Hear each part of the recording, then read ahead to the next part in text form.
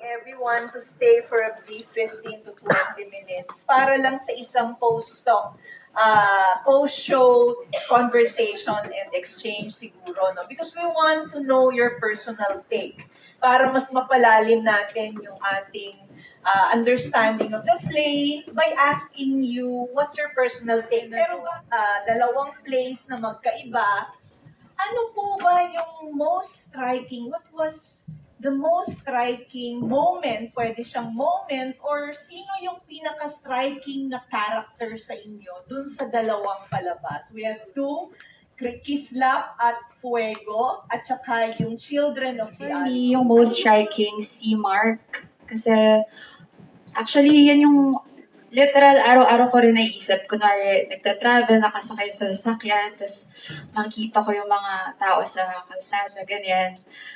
Kasi I acknowledge na we come from a place of privilege. Pero despite that, naisip ko, paano na kaya nabubuhay yung mga ordinaryong Pilipino ngayon? For example, yung inflation, ang bilis, ang laki ng pagtaas, hindi naman makahabol yung salary natin. And personally, kasi, share ko lang, yung last year, yun yung year na parang nag-struggle kasi ako sa physical health ko. So, naisip ko, napaka-privilege ko kasi pag hindi okay yung pakiramdam ko, pwedeng mag-stay muna ako sa bahay or umuwi na maaga. Paano naman yung mga tao na kailangan tiisin, gumising ng maaga para lang, kumbaga, may makain for the day. Kaya, tumatak sa akin si Mark kasi parang na-answer in a way yung questions sa utak ko na paano kaya yung mga ibang tao, paano sila nabubuhay What's your ngayon. name again? Nicole. Nicole. Thank you, Nicole. Pwede niyang sabihin na kay Yani, pero mas nakarelate siya kay Mark kasi na-recognize niya yung kanyang privilege to feel for the others. Ibig sabihin, that strong sense of empathy sa iba, kahit na nasa ganito kang posisyon, very important yon to care for the others, no? Yung empathy mo dun sa mga taong may limited opportunity and limited chance in life. So, let's be grateful. Being here is already a privilege, being able to watch this play.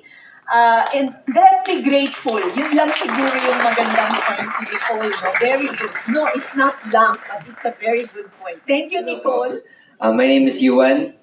The striking character for me is it's around like Yani and Jen because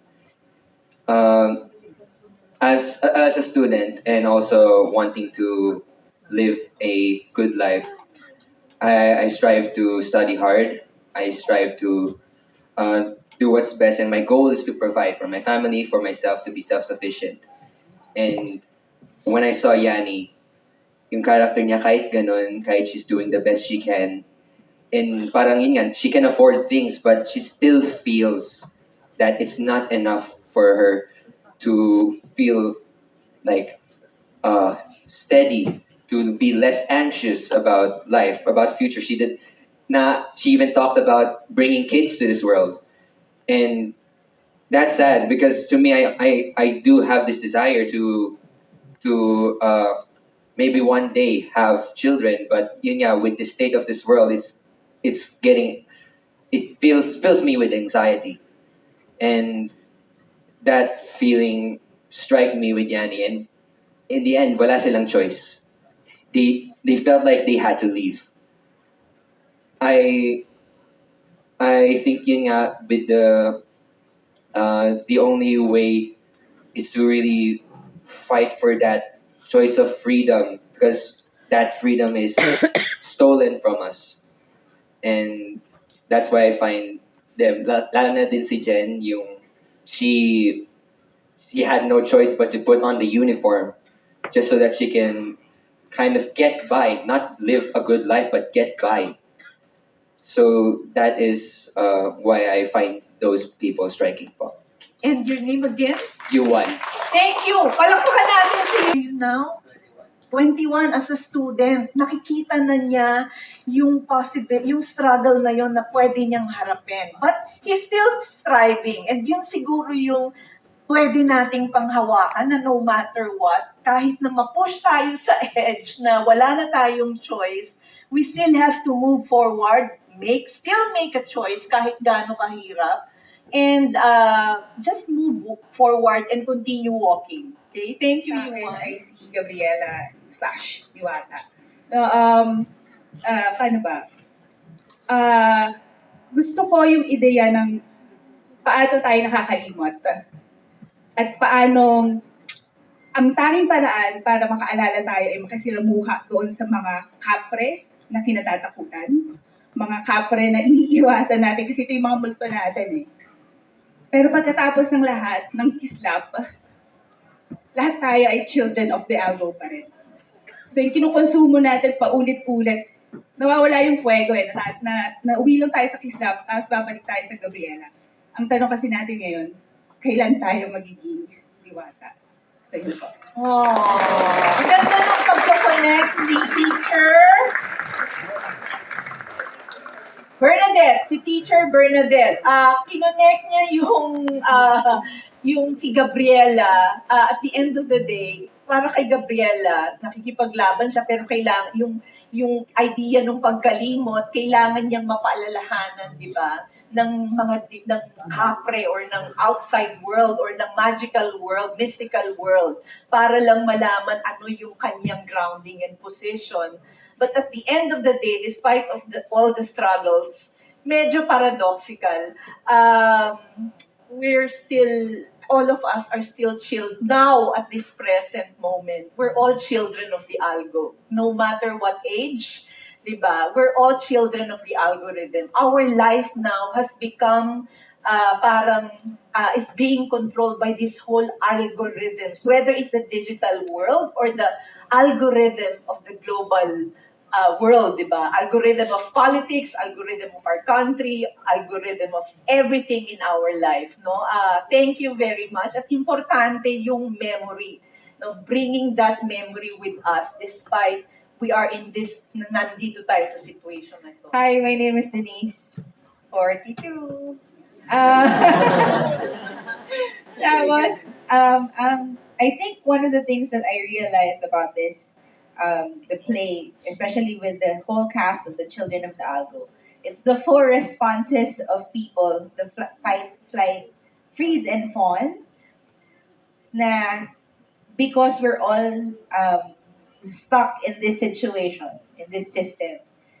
Pero ito yung apat na cast members just shows exactly how we're responding to the situation. Si Owen, Sigma male, he's the one who is actually freezing because he would not fight anymore. He's just gonna take whatever is gonna happen.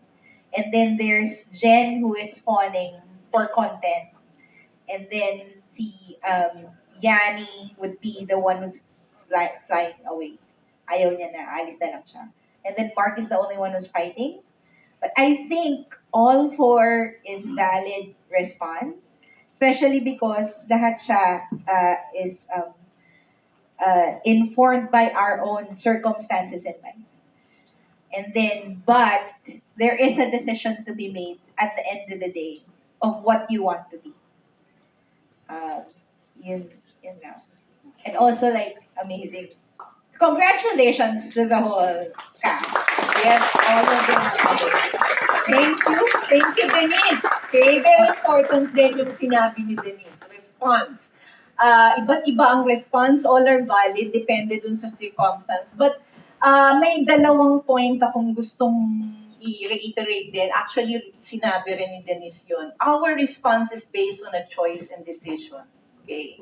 Hindi nangyayari ang response kung hindi siya nagmumula sa choice at sa pagdidesisyon paano tayo magre-responde.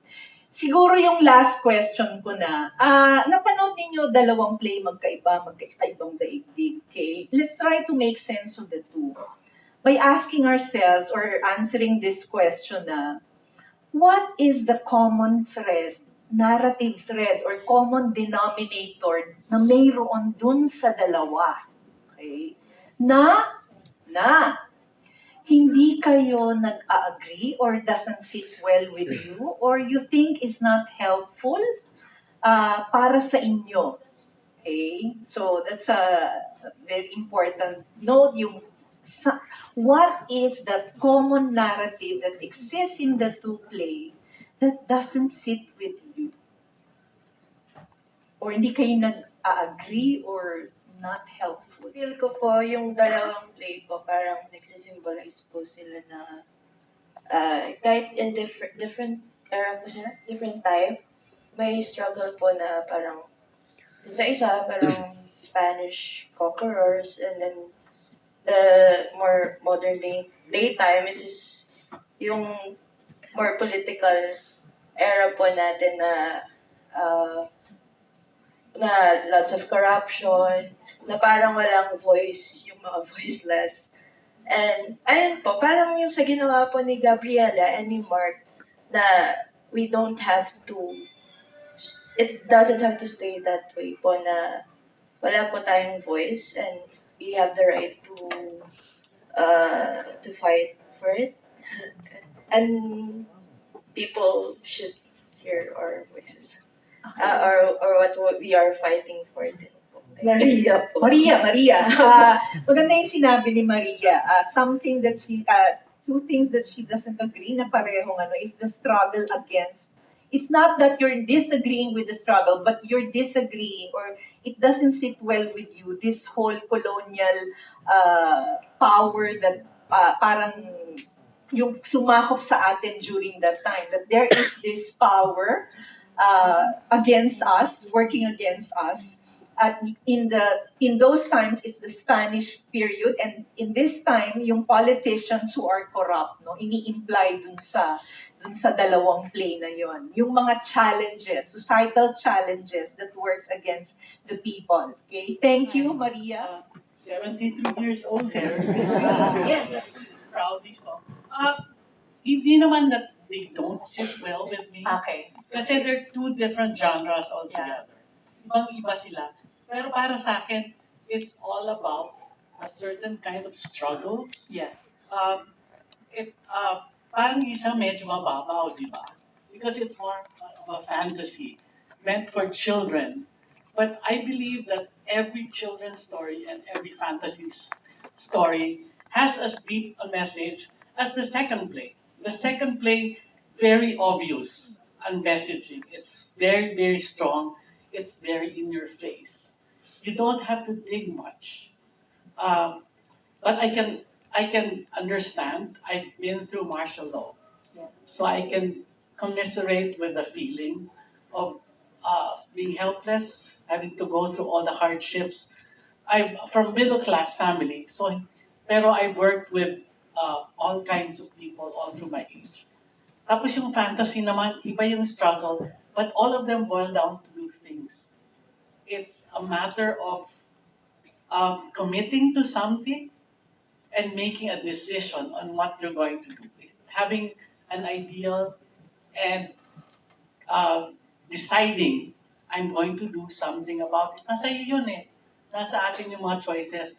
Yung sa una na story, medyo fantasy siya, pero ano hinihintay nila?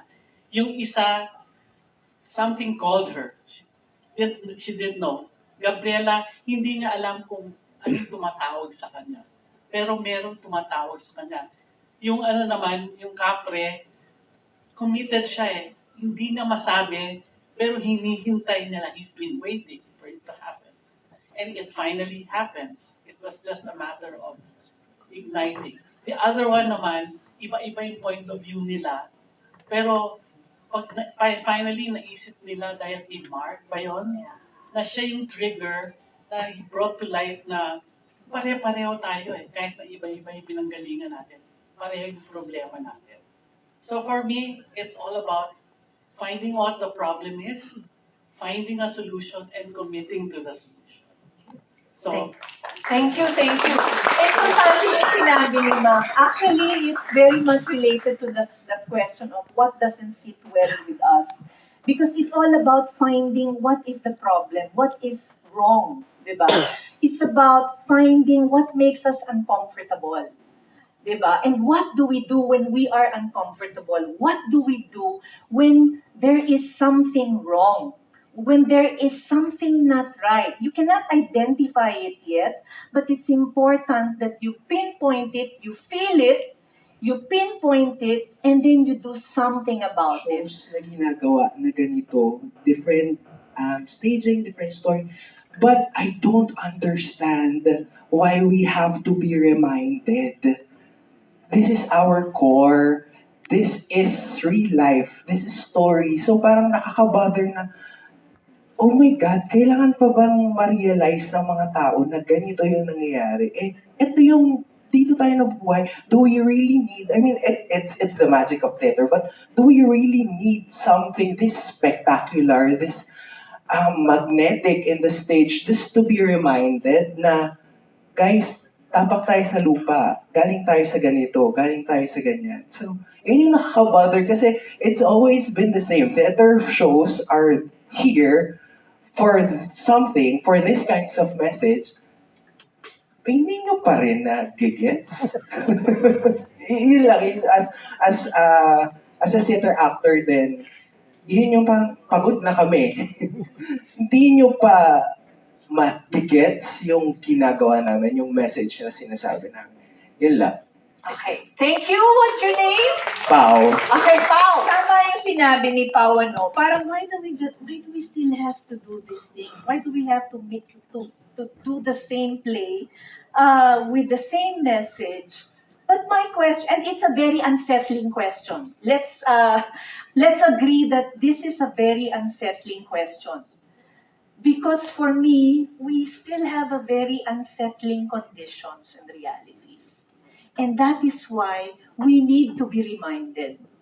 Dahil there is still that situation outside, situation in our life that makes us uncomfortable, that challenges us as human beings, that challenges our integrity, our safety, diba? This is our reality, and this is why we have to have all these unsettling questions, unsettling performances, and unsettling kind of questioning people. What do we do about it? Kaya napaka-importante ng conversations eh. Kasi they decided to be in the algorithm because we lack the conversation in real world. Diba? Ang nangyayari, ang ganda nung sinabi we had students before na 12, 13 years old. 12, 13 telling us their reflection na ang blurry na ng reality, ng truth, at ng real world and not so real world. And for a 12-year-old and 13-year-old to say that, that's very unsettling. And this is why, I guess that's the answer to your question, this is why we have to keep on doing this, okay? So we have to be uncomfortable with those unsettling conditions so that we can start to question. And when we are pushed to the edge, don't think that we don't have a choice. Because choice is what makes us as human. That defines us from the rest of the species in this world. We always have a choice, no matter how challenged we are. Diba? Don't think you don't have a choice. Okay? Because your choice, actually, for mga students, you're watching your past. And even the adult, those of you who are in the adulting stage, you are watching your past. How our ancestors fought for freedom, independence, our autonomy, and the things that we are enjoying now. And we have to carry that with us. We cannot forget, diba? Just because we want to save ourselves. Diba? We cannot be selfish about how rich we want to become in the future. Lahat yun interconnect. These are all important in our life, our historical memory that we should carry so that when we are faced with this kind of challenges, diba, dala pa rin natin yung value of autonomy, of freedom, and choice. Diba? For the adults, we want to build a better future for our family, for ourselves, for our children, for the students. You are actually watching your future. Paglabas nyo dito sa theater na ito, you yourself have to make a choice. How are you going to use that power within yourself? Actually, para sa akin, ang personal take ko, ang core narrative ng dalawang play, ay yung personal power that we have. The power to have a choice and to make decisions so that we can have a better future, a better world, a better country. Okay? No matter how small, every small choice dapat for a better self, better future, better country. Okay? So, when you go out of this room, please be very conscious to make better choices for yourself, for your kids, okay, for your community, and for this country. Okay? Thank you very much, and I hope you really enjoyed this play. And we will continue having this kind of conversation. Thank you very much.